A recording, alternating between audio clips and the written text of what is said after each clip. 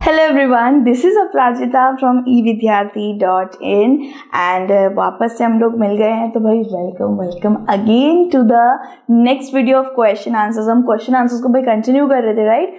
सो 1 to 6 हमने question answers कर लिए थे। अब हम 7 से लेके शायद 11 या 12 तक क्वेश्चन आंसर्स है उनको हम लोग कंप्लीट करेंगे। जानते हैं कौन से चैप्टर का? Chapter number 3 the Delhi sultans. कौन सी बुक्स है भाई? हिस्ट्री की बुक्स है। और क्या, हिस्ट्री तो है, हिस्ट्री तो कर रहे हैं हम लोग, इतिहास। सो भाई इस इतिहास पे वापस से हम लोग आ जाते हैं क्वेश्चन नंबर 7 के साथ। ठीक है, so what were the steps taken to ensure that muqtis perform their duties? Why do you think they may have wanted to defy the order of the sultan? तो सबसे पहले भाई इसमें दो क्वेश्चन पूछ लिए गए हैं भारी भरकम। So what were the steps taken to ensure that मुक्ति परफॉर्म देयर ड्यूटी? मुक्ति आप जानते हैं, मुक्ति कौन था? नहीं जानते तो हम बता देते हैं, कोई नहीं। सो देखिए, मिलिट्री कमांडर्स जो थे, राजा के मिलिट्री कमांडर्स बाद में जाके गवर्नर बन गए थे, यानी कि एक बड़ी बड़ी लैंड को उनको दे दिया गया था गवर्न करने के लिए, वहां पे लॉ एंड ऑर्डर संभालने के लिए, पीस को मेंटेन करके रखने के लिए। और जब भी राजा को सेना चाहिए होती थी सोल्जर्स की, तो वो मिलिट्री कमांडर्स वहां पे सेना को तैनात करके रखे या फिर उनके पास सेना भेजे, मिलिट्री कैंपेन करे। ठीक है, तो ये सब मुक्ति का काम होता था। मिलिट्री कमांडर्स बाद में गवर्नर बन गए। गवर्नर को जो लैंड मिली जिसको वो कंट्रोल कर रहा था, उसको बोला जाता था इक्ता। ठीक है, उसको क्या बोला जाता था? उसे इक्ता बोला जाता था। देखिए बहुत इजी स्पेलिंग है। इक्ता दार किसको बोला जाता था? जो वो लैंड कंट्रोल कर रहा है। ठीक है, इक्ता दार, इक्ता लैंड को बोला जाता था और जो लैंड कंट्रोल कर रहा है उसको इक्ता दार बोला जाता था या मुक्ति भी बोला जाता था। ठीक है, सो ये कैसे करके स्टेप्स इंश्योर करे जाते थे? कौन कौन से स्टेप्स देखे जाते थे कि मुक्ति जो वहां का जो गवर्नर है वो अपना अच्छी तरीके से ड्यूटीज को परफॉर्म कर रहा है। ठीक है, why do you think they may have wanted to defy the orders of sultan? आपको ऐसा क्यों लग रहा है कि वो अपना ड्यूटी अच्छे से नहीं निभाएंगे, ऑर्डर्स को कभी भी डिफाई कर सकते हैं, नजरअंदाज कर सकते हैं? सो क्या होता था basically? The steps taken are given below। तो हम steps पहले पढ़ते हैं। Accountants were appointed by the state to check the amount of revenue collection by the मुक्ति। तो क्या हो गया था ना, एक्चुअली रेवेन्यू कलेक्शन जो होता था, कर वसूल करना पीजेंट से, वो काम किसका था? मुक्ति का काम था। यानी कि इक्तादार जो लैंड को कंट्रोल कर रहा है, ऑब्वियसली लैंड में उसके पीजेंट काम करते होंगे। सो लैंड कंट्रोलर जो सबसे बड़ा हेडमैन आप कह सकते हैं, सबसे बड़ा सरदार जो था, वो ये मिलिट्री कमांडर्स ही थे और ये रेवेन्यू कलेक्शन भी उन्हीं का काम था। सो रेवेन्यू कलेक्शन समझ लीजिए 500 रुपए आया है और वो तो भाई आगे जाके राजा को ये बोल देगा नहीं 400 रुपए आया, 100 रुपए उसकी जेब में। सो वो पैसे मार सकता है वहां से। लेकिन भाई राजा जी भी बड़े कमाल थे दिमाग के, तो उन लोगों ने अकाउंटेंट्स को हायर करा था। वहां एक अकाउंटेंट को रख दिया गया था, एक अकाउंटेंट की टीम या अकाउंटेंट को रख दिया गया था जो हिसाब किताब लिखकर राजा को एक तरीके से रिपोर्ट देता रहे और रेवेन्यू कलेक्शन कितना आज कितना वसूल हुआ है, कितना कल वसूल हुआ, वो सब लिख के राजा को भेज दिया करता था। ठीक है, अकाउंटेंट अपनी अच्छे से ड्यूटी निभाता था। Care was taken that the muqti collected only the tax prescribed by the state and not more than that. So अगर टैक्स 10% बोला गया है कि टैक्स पीजेंट से 10% लेना है, तो वो सिर्फ 10% ही ले। ये चीजें देखी जाती थी कि मुक्ति ज्यादा तो नहीं वसूल कर रहा, अगर 20% है बाकी 10% दे दिया, 10% जेब में, ऐसा तो नहीं कर रहा। सो ये सब भी देखा जाता था। इट वॉज ऑल्सो लाइक, होता नहीं इतना सारा धन धान्य एक इंसान के पास जा रहा है तो वो उसका गलत फायदा भी उठा सकता है। भाई नजरें खराब हो जाती हैं, पैसे देखते खराब हो जाती हैं। सो वो ये कर सकता था, राइट? सो इसके लिए भाई राजा ने हर जगह एक तैनात कर रखा था, अकाउंटेंट, एडमिनिस्ट्रेटर, सब कुछ। It was also taking care that he kept only the required number of soldiers. वो ज्यादा सोल्जर्स को ना रखे, वो उतने ही अमाउंट का सोल्जर रखे जितने उनको जरूरत है या फिर राजा के मुसीबत के वक्त पे भेजे जा सकते हैं। ज्यादा को रख के कोई फायदा नहीं, क्योंकि ज्यादा लोगों की सैलरी भी देनी पड़ेगी, उनका खान पान का भी खर्चा लगेगा। So required number of soldiers ही रखे। ठीक है, तो ये सब उसको परफॉर्म करना पड़ता था अच्छी तरीके से। मुक्ति के ऊपर भी राजा की नजर रहती थी। मुक्तिज may have wanted to defy the orders to the sultan because their appointment was not hereditary। तो वो डिफाई ऑर्डर्स जो क्वेश्चन नंबर ये जो हमने करा उसके 2 क्वेश्चन थे, 2 पार्ट थे, राइट? कि ड्यूटी परफॉर्म कैसे करता है, उसके ऊपर इंश्योर स्टेप्स कैसे लिए जाते थे कि वो सही से परफॉर्म कर रहे, तो हमने कर लिया। और वो राजा के ऑर्डर्स डिफाई कर सकता है।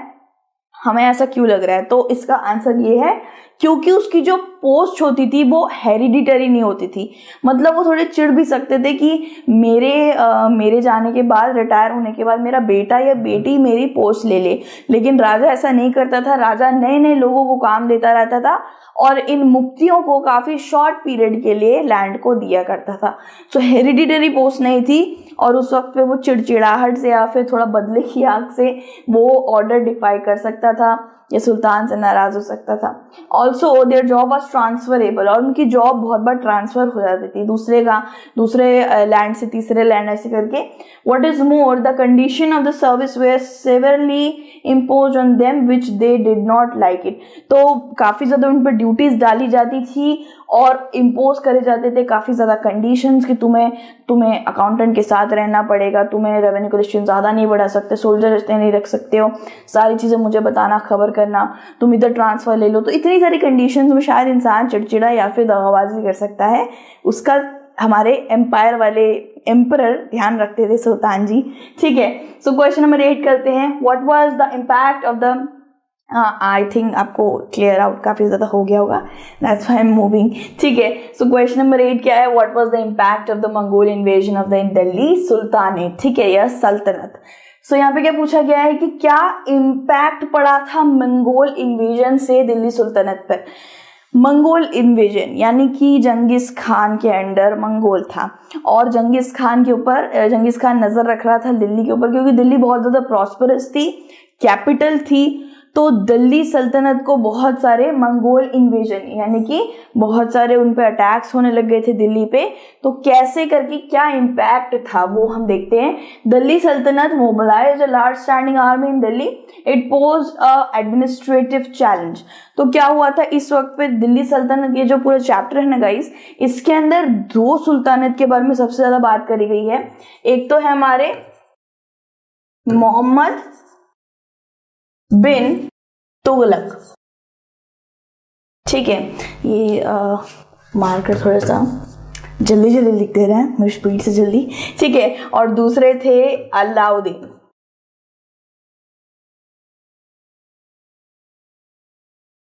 ठीक है, अलाउद्दीन और मोहम्मद बिन तुगलक, ये 2 सल्तनत के बारे में, 2 सुल्तान के बारे में बात हो रही है जिनका दिल्ली पे सल्तनत काफी देर तक रहा था। ठीक है, सल्तनत यानी कि राज्य। तो बेसिकली यहाँ पे इस चैप्टर के अंदर यही था कि अलाउद्दीन खिलजी ने बहुत अच्छी तरीके से चैलेंजेस को संभाला था। उसने अटैक नहीं करा था, उसने ऑफेंसिव अपना कैरेक्टर नहीं दिखाया था, उसने डिफेंड करा था, खुद को बचाने के लिए बहुत बड़ी एक मोबिलाइज स्टैंडिंग आर्मी बना दी थी। ये चीज मोहम्मद बिन तुगलक ने भी करी थी जो अलाउद्दीन खिलजी के बाद आए थे।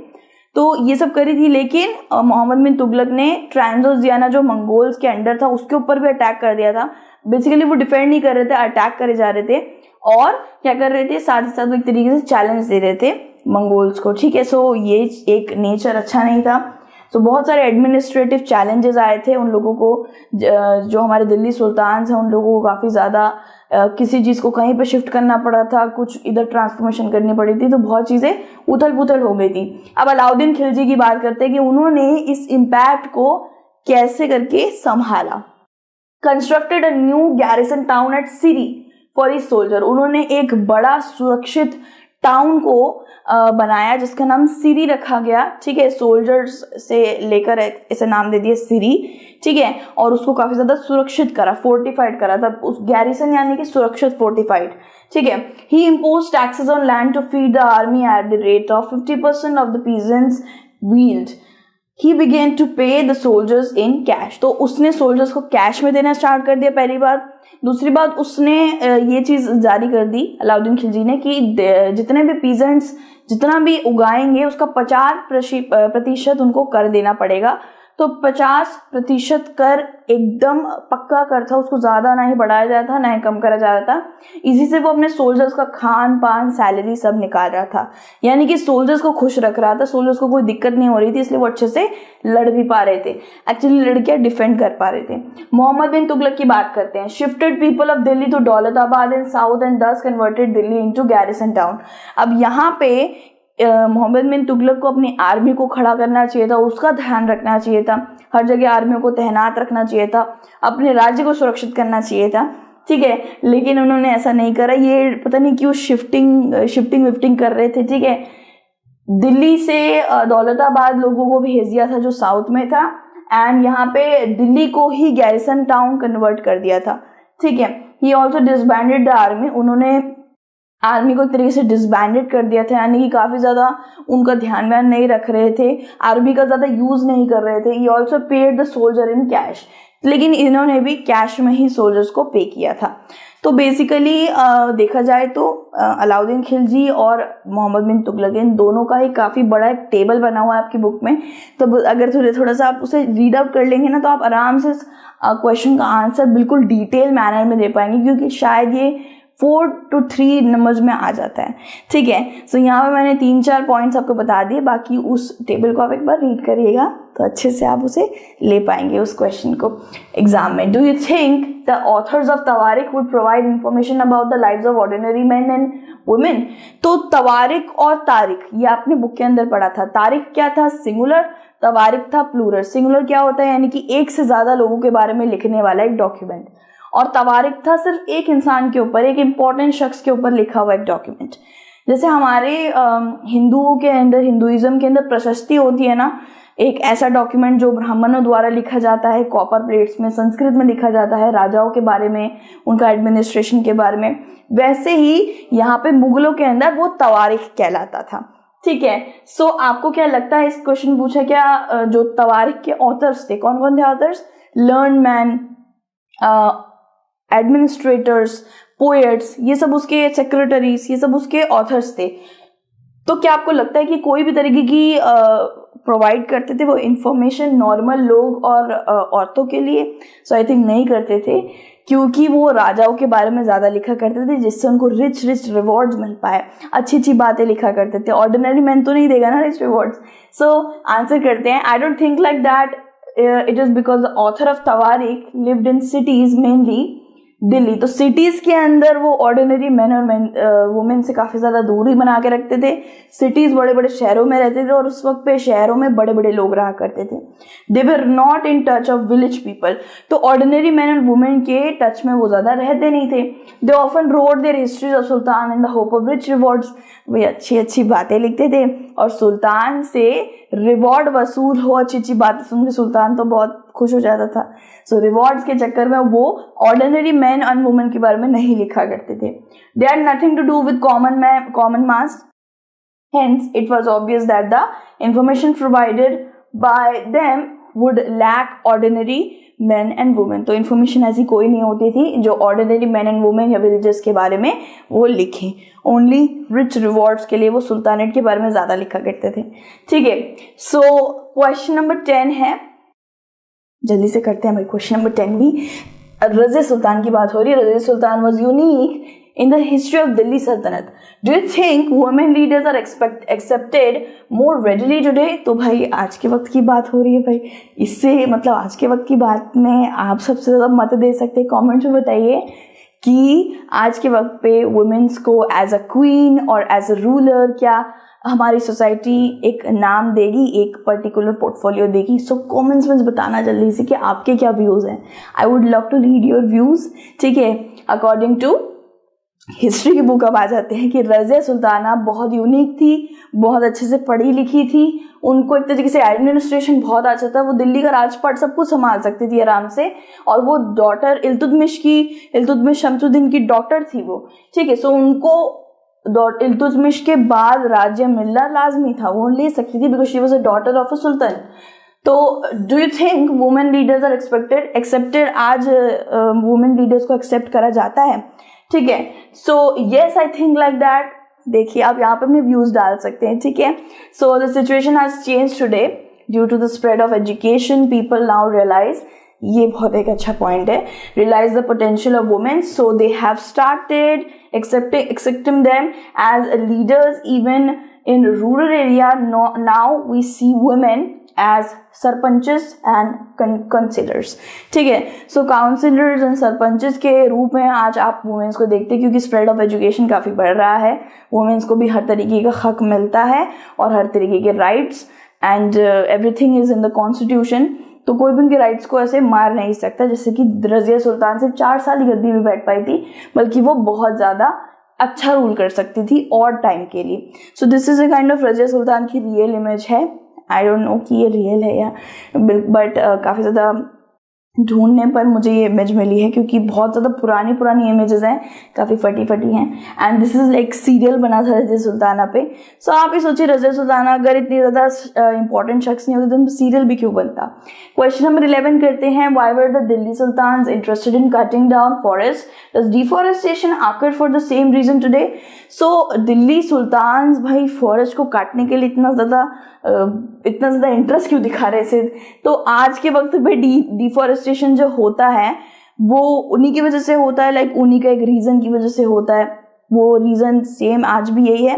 तो ऐसा नहीं है, डिफॉरेस्टेशन बहुत अलग अलग रीज़न से होता है गाइस। कभी कभी डैम बनाना होता है, बांध बांधना होता है, तो इसलिए कटिंग करनी पड़ती है फॉरेस्ट की। कभी कभी एग्रीकल्चर का एक्सपेंशन करना होता है, कभी कभी बहुत से अलग अलग रीजंस होते हैं, तो इनका भी एक अलग ही रीज़न होगा, राइट। तो दिल्ली सुल्तान्स का पता करते हैं। The Delhi sultans cleared the forest in the Ganga Yamuna doab and gave these lands to peasants in order to encourage agriculture। देखा, यहाँ पे भी अलग रीज़न था, और हमारे वक्त पे यानी कि 2021, 22, 23 इस वक्त पे सबका अलग रीज़न रहेगा, एक अलग गवर्नमेंट आएगी, वो रीज़न तय करेगी। अब यहाँ पे ये बोला गया है कि फॉरेस्ट का कटिंग इसलिए हो रहा था क्योंकि एग्रीकल्चर को एक्सपेंशन करना था गंगा यमुना दाऊद में। आप जानते हैं कि रिवर्स के अंदर बहुत ज़्यादा फर्टिलिटी होती है, बहुत ज़्यादा उपजाऊ कर देते हैं उस भूमि को जो रिवर के पास से हो रहे हैं। ठीक है, तो देखिए दाऊद क्या होता है, बहुत से बच्चों को दिक्कत होगी दाऊद के लिए, मैं आपको अच्छे से क्लियर आउट कर देती हूँ।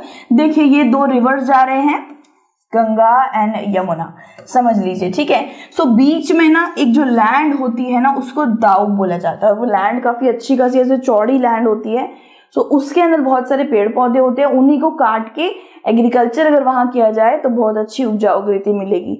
सो इसी को दाऊद बोला जाता है। दो महान हमारी विशाल नदियों के बीच में जो लैंड है उसको दाऊद बोला जाता है। They also established new fortresses and towns in these lands to protect trade routes and to promote regional trade। तो इस वक्त पे इन्होंने बहुत सारे वहाँ पे बड़े बड़े फोर्ट्रेस और टाउन्स भी बना दिए थे, ठीक है, जिससे ट्रेड रूट प्रोटेक्ट हो पाए, यानी कि जिससे वहाँ पे बड़े बड़े टाउन हैं, बड़े बड़े लोग वहाँ पे रह रहे हैं, वहाँ पे सोल्जर्स तैनात रहेंगे, तो ट्रेड के अंदर कोई बाधा ना बन पाए, कोई सामान ट्रेड का उड़ा के ना ले जाए। ट्रेड देखिए बहुत चीज़ों का होता है, फल फूल का होता है, सब्जियों का होता है, सो ट्रेड का सामान कोई ले ना जाए, इसलिए वहाँ पे टाउन फोर्ट्रेसेस बना दिए गए थे। ठीक है, no deforestation does not occur. Regional trade क्या होता है, रीजनल ट्रेड यानी कि एक रीजन से दूसरे रीजन का trade, region trade. So no deforestation does not occur for the same region, हर जगह सेम रीजन नहीं है, सब जगह अलग अलग रीजन है। Nowadays vegetation cover is being reduce due to over population, urbanisation and commercialisation. तो आज के वक्त पे इतने पेड़ पौधे हमें नहीं दिखते हैं, इतनी ज़्यादा एक तरीके से वेजिटेशन इसलिए नहीं दिखती क्योंकि जितनी हमारी पॉपुलेशन बढ़ रही है उतने मुंह भी बढ़ रहे हैं खाने के लिए, और खाना उगाने के लिए एग्रीकल्चर करना ज़रूरी है। सो बहुत से रीजंस हैं। आजकल इंडस्ट्रियलाइजेशन भी आ रहा है, बहुत चीज़ें बन रही हैं नई नई, तो पेड़ पौधों को काट के वहाँ वो चीज़ें बन रही हैं। सो हर जगह रीजंस सेम नहीं होते हैं। इसी के साथ हमने सारे के सारे क्वेश्चन आंसर्स कर दिए हैं। क्वेश्चन आंसर्स बनाने का उद्देश्य मेरा यही रहता है कि आपको हर एक क्वेश्चन अच्छे से समझ आए इस चैप्टर का, और जब भी मैं एक क्वेश्चन आंसर्स कराती हूँ ना गाइस, तब मैं अच्छे से उसकी डिटेल एक बैक हिस्ट्री बताती हूँ उस क्वेश्चन की, जिससे आपको काफ़ी ज़्यादा आइडिया मिल जाए। आपको आधा चैप्टर तो मैंने यहीं पढ़ा दिया इस तरीके से, है ना। और साथ ही साथ आप अच्छे से लाइक जब भी एग्ज़ाम में बैठे तो आप अच्छे से क्वेश्चंस को लिख पाए, क्योंकि आपने क्वेश्चन आंसर्स को प्रिपेयर करा है मेरे साथ, ठीक है। सो एंड आप ये भी कर सकते हैं कि वीडियो को पॉज कर सकते हैं, मेरा क्वेश्चन का आंसर सुनिए, पहले अपना दे दीजिए आंसर, एक लिख लीजिए, उसके बाद मेरा आंसर देखिए, तो आपको पता चल जाएगा कि आप कितने प्रिपेयर हैं, ठीक है। सो बहुत से पैंतरे हैं, तुम लोग स्मार्ट हो यार, मेरे से कहीं ज़्यादा स्मार्ट हो, ठीक है। सो फिर से मिलते हैं अनदर चैप्टर या क्वेश्चन आंसर्स में, भाई मुलाकात होती रहती है, कोई बोलने की बात है। तो अपना ध्यान रखना गाइज, और टेक केयर, बाय चुनमुनूज।